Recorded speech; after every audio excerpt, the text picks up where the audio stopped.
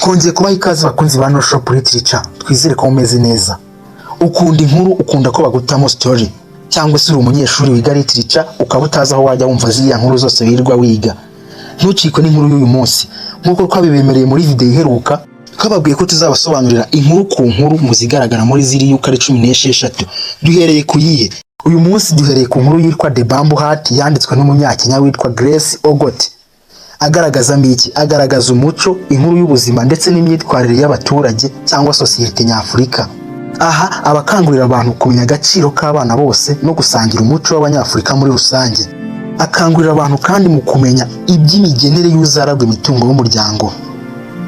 Agaragaza kandi ko mu giturage cy'Afurika cyangwa societe nyafurika hakigaragazwa mu byitwa ubusumbane hagati y'abahungu n'abakobwa cyangwa se ibyo bita gender inequality mu ndimi z'amahanga. Mu by'ingenzi bigaragara muri iyi nkuru harimo nk'umuhungu Owini yakunze umwana w'umukobwa Awiti akaniyemeza kumushaka, ariko ntibize gukunda bitewe n'uko basanze ari abavandimwe. Twumvamo kandi by'umutware Chief Mboga yari afite abagore benshi bagera mu 9 n'abana b'abakobwa bagera muri 16, ariko akaba yari afite agahinda kuko nta muhungu yigeze agira. Ibi byatumaga yirirwa ajya ku musozi wa Ramogi gusenga abakurambere n'ibigirwamana bye abambaza ngo bazamuhe umwana w'umuhungu. Ndetse mu bagore be yanubatse inzu nini cyane y'imigano ariyo yitwa The Bamboo Hat, yari kuzahabwa umugore wari gushobora kumuha umwana w'umuhungu. Umwe mu bagore be yitwaga Ashenge yaje kumubyarira umwana w'umuhungu, ariko ari kumubyara yakoze igitangaza cyo guta mushiki we bavukanaga. Akaba yari ababyariye rimwe, ariko mu gushaka gushyira umwami umwana w'umuhungu yataye umukobwa. Yamutaye aho kwiriba, aza gutoragurwa n'umukecuru aramurera avamo umukobwa mwiza.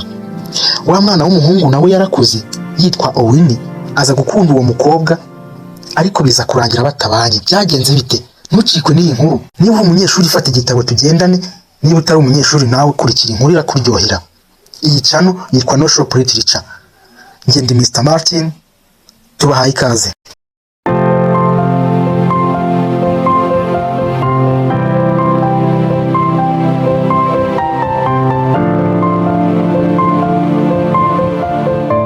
Iyi nkuru itangira ite? Iyi nkuru itangira uwo mutware Chief Mboga ari ku nkengero z'ikiyaga cya Victoria, yinginga abakurambere ngo bazamuhe umwana w'umuhungu wo kuzamusimbura ku ngoma kandi azazungura imitungo ye ayobore n'abantu ba Kadibo. Yari amaze igihe kirekire asenga, ariko yarabuze umwana w'umuhungu. Izuba ngo ryari rikwaka ari ryinshi n'imirasire yaryo yariye karungu. Chief Mboga umutima wateraga cyane, ntiyari yarigeze abona ibintu nk'ibyo. Yateye intambwe yegera ku musozi wa Ramogi, aho imihango ye yo kuramya abakurambere be yaberaga ndetse n'abasokuruza be aho babikoreraga. Yari amaze igihe kinini yinginga abakurambere ngo bazamuhe umwana w'umuhungu, ariko yaramubuze. Ndetse yavugaga ko iyo ariyo nshuro ya nyuma agiye kubikora, ko nibyanga atazongera. Mu masengesho yavugaga, yasigaga avuga ngo Mana ya Ramogi, Mana ya Pado, watuvanye kure, uratuyobora, uturinda abanzi bacu bose, uduha ubutaka ndetse n'imitungo myinshi. Reka izina rya Ramogi rikomeze risakare, kandi reka twiyongere dukwira ahantu hose mu bice byose. Abantu banyita Mboga, ushobora byose, umuyobozi mwiza kandi papa w'ubwoko, ariko se shoboye byose nta muhungu ngira. Duhe mubyeyi ntafite uwo nzaraga imitungo yanjye yose n'intebe y'ubutware. Ibi nibyo bibazo umutware Chief Mboga yakomeje kugenda yibaza. Chief Mboga yageze mu rugo bwije. Mu rugo abakobwa be benshi nk'uko yahoraga bivuga bari bahuze bari gufasha ba nyina imirimo yo mu rugo ya nimugoroba yo gutegura amafunguro. Kandi nubwo yavugaga ko yabakundaga bose uko ari 16, ngo bari bameze nk'inyoni zizigurukira zikigendera mu gihe runaka. Akavura kari kamaze umwanya kagwa, karakomeje karagwa no mu masaha yakurikiyeho. Abo bakobwa bagumaga mu mazu ya ba mama wabo. Umukobwa umwe witwa Agiso akaba umukobwa w'umwe mu bagore b'uyu mutware Chief Mboga witwa Ashenge, yarimo yotsa ikijumba mu muriro w'amase yumye. Yarahindukiye abaza mama we ati, ese mama, kuki tudashobora kujya gutura muri iriya Bamboo Hat? Ni inzu nziza, ifite isuku kandi ni nini. Uzihangana baze papa niba twayijyamo. Umwana bimubaza ashize amanga. mama we yaramubwiye ati mwana wanjye turi mu bantu bafite inzu nziza muri kano gace, rero ntabwo ari ngombwa ko turwanira kujya muri iriya nzu. Umukobwa ati mama ndabizi ariko iriya nzu ni nziza cyane kuruta iyi yacu ntabwo yaba nziza nkayo, iyi yacu ni nto, nta byumba ifite, nta ntebe, nta n'ibitanda. Yakomeje guhindura cya kijumba yari yokeje, abwira mama we ko niba afite ubwoba bwo kuzabimubaza we azabimwibariza kuko nta bwoba yari afite bwa papa we ari we Chief Mboga. Iyo nzu ya Bamboo Hut yari yubatse hafi y'inzu ya Mboga nini. Iyo wayirebaga mu gitondo wabonaga ari inzu nziza kandi nini. Ashenge yarebye ku ruhande areka gukomeza kuyireba kuko yari azi ko atazigira yibamo na rimwe. Hagati aho ariko yaniteguraga kubyara nyuma y'igihe kirekire kingana na myaka 7 yari amaze atabyara. Ikibabaje ni uko yumvaga ko n'ubundi azabyara umwana w'umukobwa, kandi uyu mutware wari ufite abagore benshi bagera mu 9 yari yarasezeranyije ya Bamboo Hut umwe mu bagore be uzashobora kumubyarira umwana w'umuhungu ari we muragwa w'intebe y'ubutware. Ese byaje kugenda bite? Kurikira. Hashize amezi 2 Mboga avuye ku musozi wa Ramogi, Ashenge yarabyaye ubwo yari kwiriba. Kubw'amahirwe make ariko aza kubyara umwana w'umukobwa nk'uko n'ubundi yari yabyiteze. Yarababaye cyane, amashyushyu yari afitiye umwana w'umuhungu ayasubiza mu isaho. Yibajije uburyo ari bubwire umutwara amakuru nk'aya ngaya mabi yuko yongeye kubyara umwana w'umukobwa. Yiyemeza kutazigera agira ikintu avuga kuko yumvaga ntacyo biri bumare kubwira umutware ko yongeye kubyara umukobwa. Akirira yumvise ibise byongeye kumufata kandi bufata mu buryo budasanzwe butari busanzwe bubaho. Ako kanya yahise abyara undi mwana wa kabiri, kandi kubw'amahirwe menshi uwo we yaje ari umuhungu. Aho yari kwiriba hari hatuje, nta n'undi muntu uhari kuko hari mu zuba, nta bagore bari kuza kuvoma mu masaha nk'ayo. Buri kintu kimwe cyari gituje uretse ibikeri byasaga n'ibigonga hafi aho.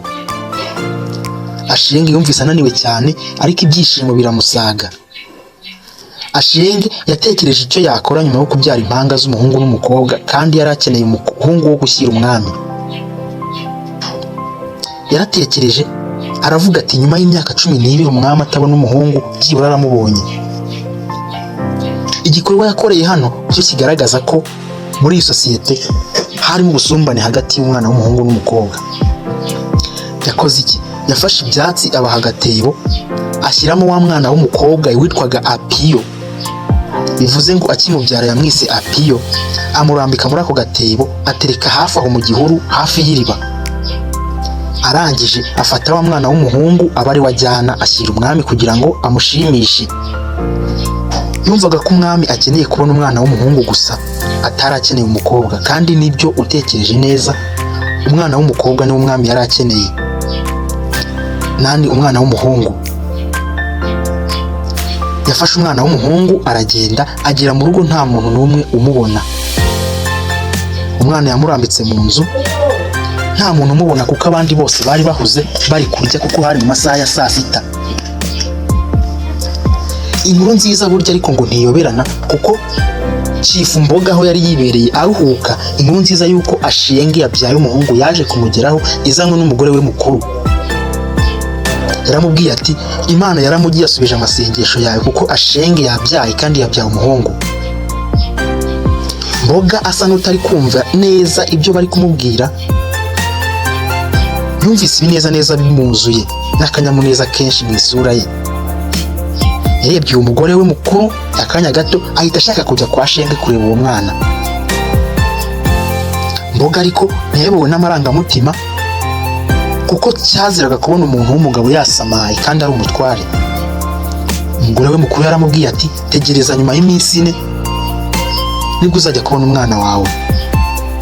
Chief Mboga yabwiye umugore we mukuru ngo ngaho genda ubwire Ashenge ko amakuru meza yuko yabyaye umuhungu nayamenye, hanyuma tuzabona uko tumwitaho. Aho kanya ingoma barazikubise cyane batangaza ivuka ry'uwo mwana w'umuhungu, kandi kuri iyi nshuro ingoma bazikubise inshuro 4 aho kuzikubita inshuro 3 nk'uko byari bisanzwe bigenda ku mwana w'umukobwa iyo yavukaga. Hagati aho ariko ishyari ryatangiye kuzamuka muri bakera ba Ashenge ariko ntibabigaragaje. Hanabazwe intama ndetse n'ibintu byiza byinshi bihabwa Ashenge kuko yabashije kubyarira umwami cyangwa se umutware umwana w'umuhungu. Mboga ntiyigiraga aseka cyangwa ngo arire mu ruhame, ariko ku munsi wa kane ubwo bari mu birori byo kwita umwana izina, inshuti ze za hafi zabonye amarira amanuka ku matama ye. Ariko ayo marira ya Mboga yari yivanzemo ibyishimo byinshi ndetse n'umunezero. Ibyo byagaragaye ubwo yavugaga izina ry'umwana. Yaravuze ati, nkwise Owini, umuhungu wa kabiri wa Ramogi, kandi niwe uzayobora aba bantu ba Kadibo. Ubwo intebe y'ubutware ishyirwa mu biganza by'umwana, ndetse bafata n'akamenyetso k'isaka cyangwa se akantu gasanzwe bakoreshaga bagashyira mu kiganza cy'umwana, aribyo bita kuvukana imbuto. Kuri uwo munsi Ashenge n'umukobwa we Agiso bahise bimukira muri ya bambu hati nk'uko n'ubundi bari barabisezeranyije umugore uzabyarira umwami umuhungu. Bajyanye n'umwana wabo uzaragwa imitungo ariwe Owini. Kuva ubwo umutware yatangiye gutamba ibitambo kuri wa musozi wa Ramogi ashimira abakurambere kuba barabashije kumubonera umwana w'umuhungu. Hagati aho ariko Ashenge we ntiyari atuje, kuko umutima we wahoraga umucira urubanza iyo yibukaga ibyo yakoze akimara kubyara impanga, kuko yataye umwana w'umukobwa azamukana umuhungu ngo abashe gushimisha umutware. Ese yari gukora iki? Kubwiza umutware ukuri se? Mu by'ukuri yabuze icyo yakora. Hashize iminsi yaje kujya ku iriba ku munsi wa gatandatu, ariko yerekeje hamwe yasize umwana aramubura. Yakubiswe n'inkuba asanze nta kintu gihari, ndetse yewe n'ibyatsi byari byaramaze kuhamera bisa naho nta n'umuntu wigeze uhashyirwa. Yatekereje niba inyamaswa zaba zaramuriye, abura icyo akora, ararakara cyane. Amaze kubura umwana we yisubiriye mu rugo ababaye kandi ibitekerezo byamurenze byamubanye byinshi. Agikomeza kwibaza aho umwana we yagiye, yabonye umukecuru asa n'uri gutwara umwana we, ariko mbere y'uko atwara ka gatebo yabonye wa mukecuru ari gukora ibintu bisa n'uburozi cyangwa se ubucuraguzi iruhande rwa ka gatebo. Yitegereje neza abona umukecuru amanukanye umwana mu nzira isa n'igana ahantu hataba abantu, ndetse hari hazwi nk'ahaba abanzi b'ubwo bwoko bwaho. Yabuze icyo yakora, afata inzira yisubirira mu rugo, ariko kuva ubwo ntiyigeze agira amahoro, kuko yararaga arota inzozi mbi zerekeye umukobwa we n'umutima umushinja icyaha cy'ibyo yakoze. Yagize ubwoba, umutima utera vuba, ariko ntacyo yagombaga kubikoraho. Hashize igihe kinini, wa mwana w'umuhungu Owini, umuhungu w'umwami, arakura avamo umusore mwiza. Yavuye mu musore mwiza kandi w'imyitwarire nk'iy'abandi bose b'abasore, ariko we hakiyongeraho ko yari umwana w'umutware. Rimwe ku mugoroba ubwo Chief Mboga yari hatembera hafi ya wa musozi wa Ramogi, yaje guhura n'itsinda ry'abakobwa bavuye gutashya. Bakimubona bahise birukanka bahungira mu bihuru byari hafi aho ngo babererekere umutware atambuke. Ariko nta maraso si amazi, kuko umwe mu bakobwa we ntiyigeze yiruka, ahubwo yashyize umutwaro we nkurize hasi arategereza ngo umutware amugereho. Umutware amugeze imbere yaramusuhuje amubaza impamvu atigeze yiruka. Umwana w'umukobwa yamusubije ko umutware ari umuntu nk'abandi bantu, ahubwo ko kuri we ari amahirwe agize kuri uwo munsi yo guhura n'umutware mwiza. Arangije afata inkwi ze arigendera.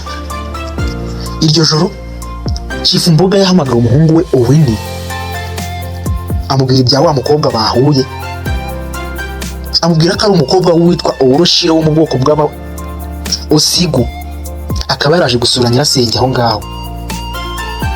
Bivuze ngo baganiriyeho, aramwibwira, aramubwira ati, mwana wanjye uzagende ejo urebe ko wamubona, numushima tuzamugusabire kuko nabonye yavamo umugore mwiza. Owini yahise agira amatsiko yo kureba uwo mukobwa se yashimye. Yategereje ko isaha igera ngo ajye kureba, ariko intumwa imubwira ko uwo mukobwa yahoze yogana n'abandi bakobwa hafi y'umugezi wa Otundu.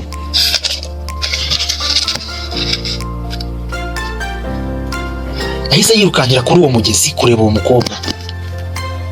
Ahageze yasanze abakobwa benshi barimo boga basakuza, hanyuma umukobwa mukuru wasaga n'ukuze muri bo aramubona ahita ava mu mazi asakuza. Abwira abandi bakobwa ati dore umwana w'umwami, bituma abakobwa bose bava mu mazi bahita birukanka bihisha mu bihuru byari hafi aho hafi y'umugezi. Kuri iyi shuro nanone wa mukobwa wagaragaraga nk'aho ari we muto wari wamaze guhurana n'umutware, we ntiyigeze ava mu mazi, ahubwo yari yakomeje ariyogera nk'aho ari nta cyabaye. Ubu ni yaramwegereye aramubaza kuki wowe utigeze wiruka, ntabwo utinya guhura n'umwana w'umutware? Abimubaza asa n'utebya. Umukobwa nawe ashize amanga amusubiza ko impamvu atirutse ari uko umwana w'umutware adatinya amabanga y'abakobwa cyangwa se atayubaha. Bivuze ngo yashakaga kugaragaza ko Owini atagombaga kugera aho hantu abakobwa bari kogera. Owini mu kwisegura yavuze ko yarimo aricira hafi aho ngaho agiye guhiga, yumvise abantu basakuza aravuga ati reka nze ndebe ibyo ari byo. Umukobwa nawe ati ubu wamaze kumenya abasakuzaga rero wakwikomereza urugendo nta kibazo. Owini yahagaze aho byamucanze yitekerezaho, atekereza n'uwo mukobwa wari kubona utaburirwa mu bwoko bwabo, ahita akeka ko ari we se yamubwiye. Yaramubwira ati bwira bagenzi bawe baze hano kuko hari icyo nshaka kubabwira mwese. Yafashe imyenda arayimunagira, hanyuma uwo mukobwa ava mu mazi ashyira imyenda abakobwa. Owini yatangajwe n'ubwiza bw'uyu mukobwa, ari nabwo bwa mbere yari abonye ikintu cyiza mu buzima kimutangaje kandi akagikunda. Uyu mukobwa kandi Owini yabonye ko ari mukuru ugereranyije n'uko se yari yamubwiye. Uyu mukobwa yari mwiza kandi ateye neza, ndetse nk'uko umwanditsi abihamya avuga ko uruhu rwe ruriho amazi rwabaga rumeze nk'izuba riri kurasa. Baganiriyeho by'akanya gato, umukobwa amubwira ko yitwa Awiti. Bivuze ngo uwo mukobwa akimara gutoragurwa bamuhindura izina rya Apiyo bamwita Awiti. Uwo mugoroba Owini yiriwe neza, ndetse abwira se ko yabonye umukobwa kandi yanamushimye, ndetse ko ahubwo igisigaye ari ukujya mu muryango we bakamumusabira. Ako kanya bahise batangira gutegura n'ubukwe, banohereza intumwa iwabo wa mukobwa cyangwa se abo twakwita abaranga ngo bajye gutohoza amakuru y'uwo mukobwa. Abaranga ariko bagarutse bavuyeyo babwiye Chief Mboga ko batigeze baganira n'iwabo w'umukobwa neza, bababwira ko ngo badakwiye kwihutisha ibintu kuko uwo mukobwa wabo akiri muto. Ikindi kandi abaranga babwiye umwami ko uwo mukobwa Awiti ashobora kwanga gushakana n'umuhungu w'umutware. Ikindi nuko abo baranga bakomeje gutohoza basanga inkomoko y'uwo mukobwa itazwi, bityo akaba adashobora gushyingiranwa n'umuhungu w'umutware. Basanze ko umwana udafite ababyeyi bazwi adashobora gushakana n'umuhungu w'umutware. Aha birahita byumvikana neza ko niba uyu mukobwa nta babyeyi bazwi agira, ari wa wundi watawe kwiba agatoragurwa n'umukecuru yatawe na Ashenge. Umwami byaramubabaje, abibwiye umuhungu we bimunanira kubyakira. Yaramubwiye ati muhungu wanjye ntushobora gushakana n'uriya mukobwa kuko nta babyeyi bazwi afite. Ngo bivugwa ko yatoraguwe hafi y'iriba mu gatebo mu ishyamba, bahamutaye akiri uruhinja. Ngo yatoraguwe n'umukecuru aramurera amwitaho arakura. Rero nk'umwana w'umutware kandi uzavamo umutware mu gihe kizaza ejo hazaza, ntabwo ugomba gushaka umukobwa tutazi inkomoko ye. Ubu yarababaye cyane, ndetse abwira papa we ati reka mushake ntacyo bintwaye kuko ndamukunda cyane. Ariko Mboga akomeza kumwinginga amubwira ati mwana wanjye hafi utazakora ibara, tuzagushakira undi mwana w'umukobwa kandi mwiza uzwi iwabo n'inkomoko ye. Ubu yarababaye biramubabaza cyane, ndetse na bwa buyobozi yumva arabwanze hafi no kwiyahura. Hagati aho ariko Ashenge ryabanga amaranye igihe yumvise rimumereye nabi, yumva ko agomba kurimenera umugabo we. Bukeye yegereye umutware amupfukama imbere amubwira uko byose bimeze nk'uko yataye umwana ku iriba. Yatangiye ati nyagasani mugabo wanjye mutware, rwose umbabarire nagucumuyeho. Ubwo nabyaraga abana babiri ndi ku iriba, mu by'ukuri ntabwo nigeze mbyara umwana umwe ari we Owini, ahubwo nababyaye ari impanga. rero kuko numvaga ngomba kugushimisha nkuzanira umwana w'umuhungu, numvise ko umukobwa ntacyo umukeneyeho, hitamo kumutaho nkuzanira umuhungu. Rero nta shiti, uriya mukobwa Awiti ni umwana wacu, ni umwana wawe, akaba na mushiki wa Owini, akaba impanga ye mushiki we. Umbabarire cyane, nanjye ntabwo yari njye, ahubwo ni ibitekerezo nari mfite mu mutima wanjye no mu bwonko bwanjye bwo kukuzanira umuhungu gusa. Numvaga nta kintu wari ukeneye uretse umuhungu. Chief Mboga yabuze icyo akora, areba hirya areba hino, yibaza icyo ari bukore ngo ahane uyu mugore we.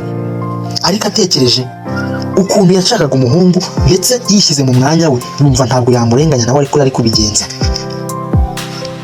Yaravuze ati, mugore wanjye ntabwo ngiye kuguca, ariko ikosa nkushinja no kutambwije ukuri mbere kose. Yaramubwiye ati, fata umwana wawe umuzane, nako umwana wacu abane natwe. Icyo gihe bakoze ibirori barishima, bishimira ko uyu mwana abonewe inkomoko. Ariko ntabwo hazwi niba uyu mukobwa yaraje muri uwo muryango. Inkuru naho umwanditsi yayigarukirije. Iyi nkuru yitwa The Bamboo Heart, yanditswe n'umunyakenya witwa Grace Ogot, ikaba igaragara mu gitabo cyitwa When the Sun Goes Down and Other Stories from Africa and Beyond. Niba uri umunyeshuri, fata icyo gitabo usome, ujye uhuza n'ibyo nakubwiye, kuko njye nagisobanuye ntiriwe nsoma kugira ngo umwanya utaba mwinshi. Navuze Ikinyarwanda gusa, ariko wowe ushobora kubihuza n'ibyo usoma kandi uzasanga bihura. Muri video ikurikira tuzaza dusubiza ibibazo biba byabajijwe kuri iyi nkuru, ntuzacikwe na video ikurikira. Niba uri umuntu kandi usanzwe ukunda inkuru, iyi nkuru ntabwo igenewe abanyeshuri gusa, na buri wese arayumva kandi kumva ko ari inkuru iryoshye. Iyi channel yitwa No Shop Literature. Njye mwari kumwe, nitwa Nzayisenga Marite. Shyira muri comment igitekerezo cyawe cy'inkuru wumva twakurikizaho muri ziriya 16. Mwakoze kureba iyi video. Dusubire mu yindi video.